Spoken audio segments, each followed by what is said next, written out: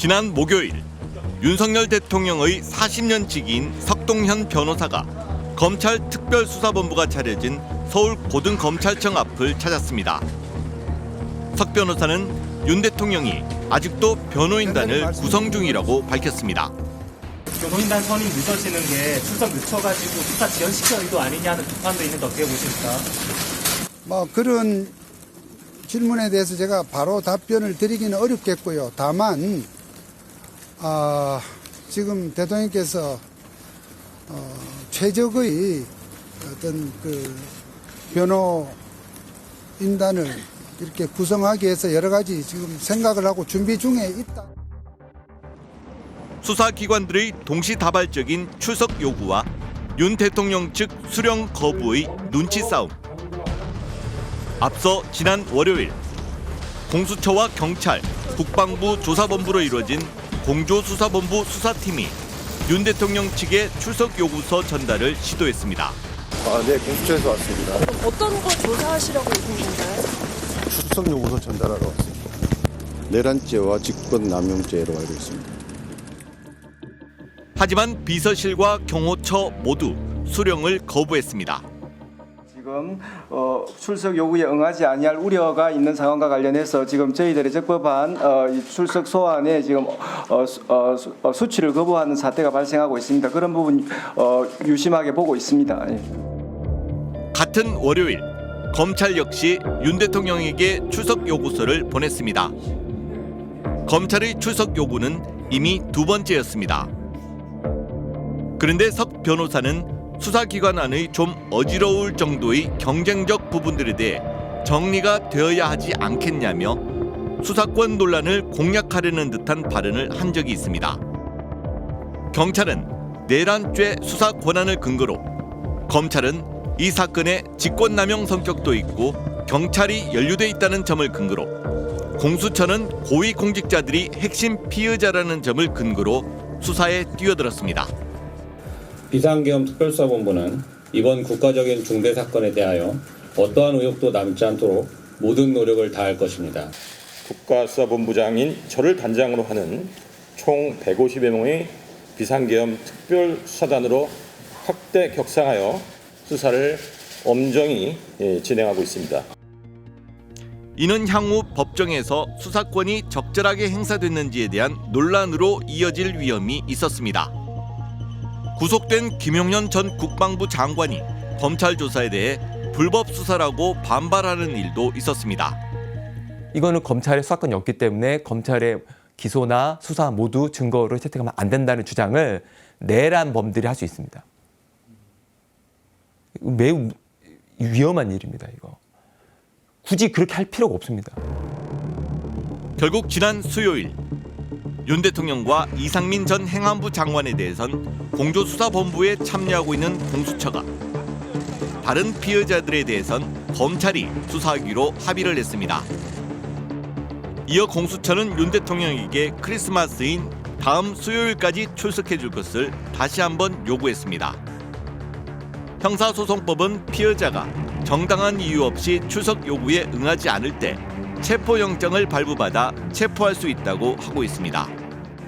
대통령의 안전을 보호한다는 명분으로 법원이 발부한 영장 집행을 방해하는 것은 그 명분이 될 수가 없지 않습니까? 재판 결과 집행이 제대로 이루어지지 않고서는 법치주의가 이루어질 수 없다라는 말씀 드릴 수 있겠습니다. 윤 대통령 변호인단에는 석 변호사 외에 김홍일 전 방통위원장도 합류할 예정인 것으로 알려졌습니다. 대통령이 끌어내라고 한 적 지시 없다고 말했는데 사실인가요? 혹시 그런 말씀 들어보셨어요? 요즘 저희 공수처에서 2차 출석 요구하면 응하실 건가요? 저희 대답만 좀 해주세요.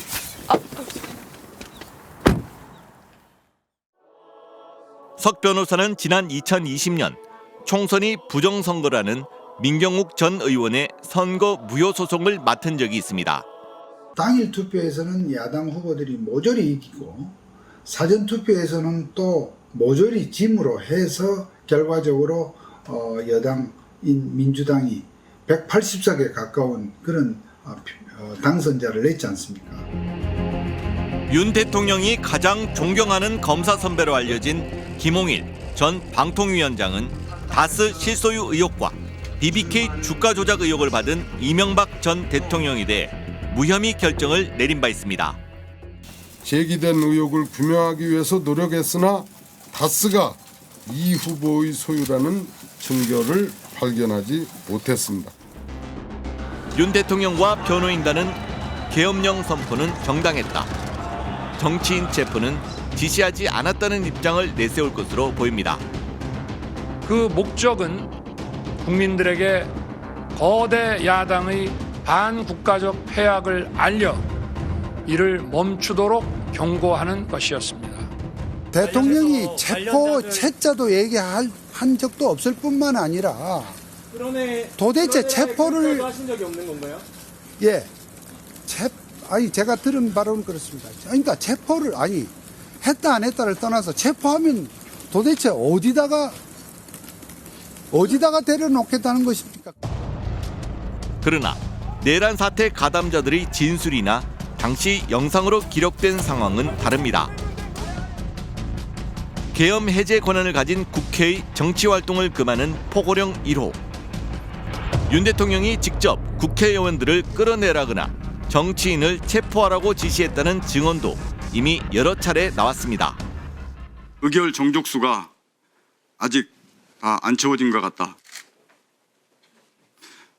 빨리 문을 부수고 들어가서 안에 있는 인원들을 끄집어내라 라고 말씀을 하셨습니다. 체포 대상자니까 이분 홍 차장이 기억하는 순서입니다. 이재명, 우원식, 한동훈, 김민석, 박찬대, 정청래, 조국. 1,500명이 넘는 병력이 동원됐고 10,000발 이상의 실탄이 불출됐습니다. 법무부는 계엄령 당일 찍힌 현장 영상들도 증거 능력이 있다는 입장을 밝혔습니다. 이번 내란 사태에 관련해서는 가장 큰 증거가 텔레비전 생중계입니다. 네, 그 자체로서 현장 상황을 그대로 보여주는 부분이기 때문에 그 자체로서 중요한 증거라고 생각합니다. 핵심 가담자들도 입을 열고 있습니다. TV를 보고 계엄을 알았다고 했던 여인형 방첩사령관. 그러면 계엄 선포 전에는 모르셨던 거예요? 전에는 모르죠. 나도 텔레비전 모르지. 검찰 조사에선 작년 말부터 윤 대통령이 비상조치가 필요하다는 취지의 말을 했고 지난 11월 에이펙 정상회의를 앞두고 김 전 장관에게 계엄 선포 의지를 밝힌 것으로 안다고 진술한 것으로 전해졌습니다. 성범죄로 불명예 제대한 노상원 전 정보사령관을 잘 모른다고 했던 문상호 정보사령관. 노상원 알아요, 몰라요? 잘 모릅니다. 예비역 소장 육사 41기 노상원 모른다고? 소령 때 1년 딱 근무한 적이 있습니다. 하지만 공조본 수사에서 계엄 이틀 전 경기도 안산의 한 패스트푸드점에서 노 전 사령관을 만나 선관위 장악을 논의한 것으로 드러났습니다. 정보사 소속 대령 2명도 함께 모였는데 여기서 노 전 사령관은 중앙선관위 전산 서버를 확인하면 부정선거 증거를 확보할 수 있을 것이라며 정보사 요원들이 선관위 전산실에 가야 한다고 지시하기도 했습니다. 노 전 사령관은 안산에서 점집을 운영해온 것으로 알려졌습니다.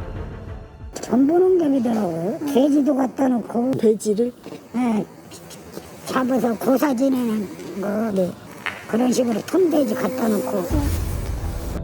여러 수사기관이 확보한 수많은 진술과 증거. 결국 통합적으로 대응할 수 있는 특검에 시선이 모일 수밖에 없습니다. 그 수사 속도라든가 인력이라든가 범위, 그 절차, 그 특검의 후보의 절차 등에 대해서 그 탄력적으로 그 내용을 채울 수 있는 장점이 있습니다. 뭐 이런 법률적인 문제가 있어서 결국 특검에 따라서 공소 제기를 하는 것이 합법적입니다. 논란의 소지가 없습니다. 하지만 한덕수 대통령 권한 대행은 아직 내란 특검법 공포에 대해 뚜렷한 입장을 밝히지 않고 있습니다.